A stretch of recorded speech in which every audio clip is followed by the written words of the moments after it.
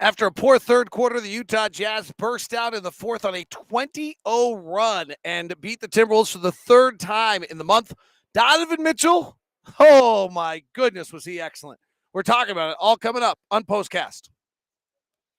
David Locke, usually along with Ron Boone, but Ron's on TV tonight, so I'm flying solo here on POSTCAST and looking forward to chatting with you and opening up with your questions and your thoughts on this New Year's Eve as the Utah Jazz defeat the Minnesota Timberwolves tonight by the final score of 120-108. An interesting game. The game was very close. It was 17-16 early. Jazz were up by one, and then Minnesota shorthanded without D'Angelo Russell and without Karl Anthony Towns had to pull both chose to pull both Malik Beasley and Anthony Edwards in their rotation. And the Jazz went on a nice little surge at that point as they closed the first quarter on a 11-4 run when those two guys were off the floor and Minnesota just didn't have anybody who could possibly score at that point. In the second quarter, the Jazz jumped out to a 10 or 11 point lead and really controlled the whole game in the second quarter, outscoring the Wolves 34-28. They led by 10 most of the quarter. Rudy Gay had 10 points in that quarter, and the Jazz were seemingly in pretty good control at halftime at 63-50. Then in the third quarter, the Minnesota Timberwolves looked like they suddenly figured out how to play without Karl Anthony Towns and without D'Angelo Russell, and looked very comfortable doing so. And the Jazz looked like they were having a very, very hard time with what the defense assignments could be. Hassan Whiteside was out of the game with a concussion-like symptoms, and so they tried to play small in the middle with Rudy Gay, and that did not work. They just drove to the basket and scored on 3 of 5 possessions, and the Jazz then brought Rudy Gobert back in the game, and he actually never left after that. And on the offensive side, the ball absolutely stuck.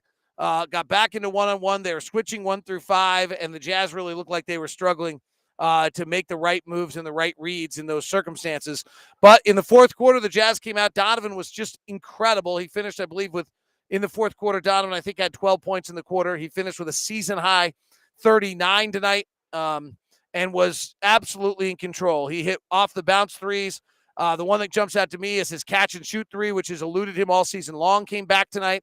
His ability to get to the basket and finish is truly remarkable. He is a once-in-a-lifetime player to watch on a night-in and night-out basis. 39 points, 6 rebounds, 5 assists. His passing was terrific as well in that ball game as he hit Rudy Gay on a bunch of plays. Probably could have had as many as 11 or 12 assists. He really, really did a marvelous job.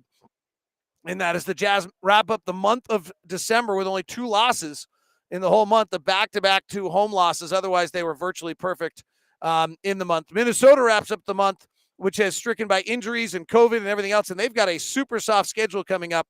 So as they get healthy, expect Minnesota to be a playoff team. I think they have a real chance to be the 6th team in the Western Conference once they get right. So we could see them again in the playoffs, and they play a trapping style and pressure defense. It's not easy to handle. Let's get to some of your questions.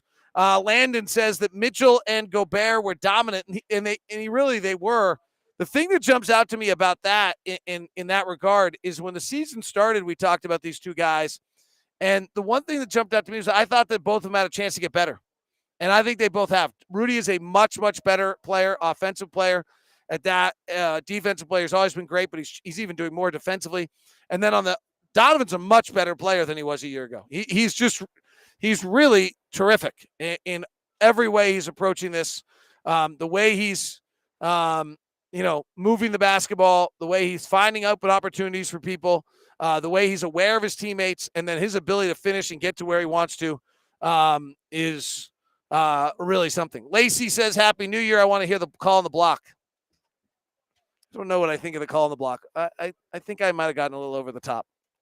Got a little personal to me. When you dish Rudy, it gets personal to me, and then I have a tendency to get a little too much into it. Like, I say silly things like this, and I shouldn't probably say things like that. I don't know.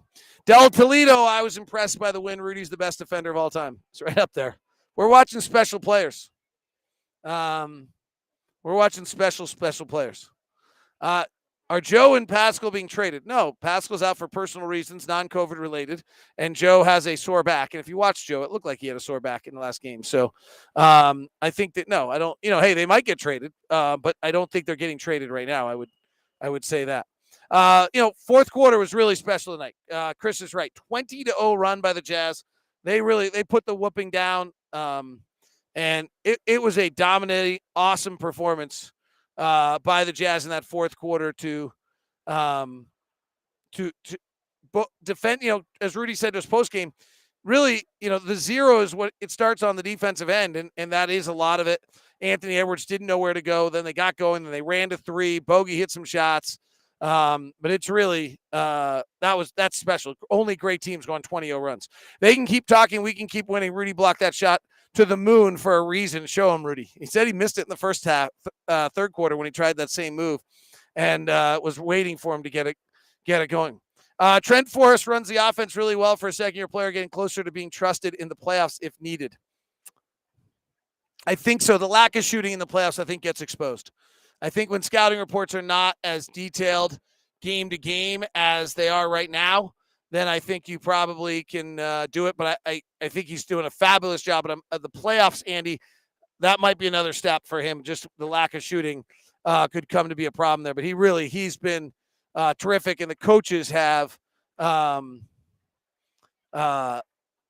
been just effusive with their praise of the way he dealt with those two games without Donovan. And so I think they rewarded him with the start tonight, and then he stepped up to that. Dave Benz mentioned screen assist quite a bit. Figured Locke will be proud of that. Oh, nice to hear. Dave's right on the floor right now down below me. January is going to be a brutal schedule. Glad we got this one. Yes, January is going to be tough, and at some point, I would think that the COVID thing is going to get us. I can't imagine it doesn't. Why isn't Jared Butler getting more minutes? So, Chase, who would he play in front of, and why would he play? Like, it's not a criticism of him. We're really good. Young players don't play on really, really good teams. So, I understand we all like him because he's our rookie.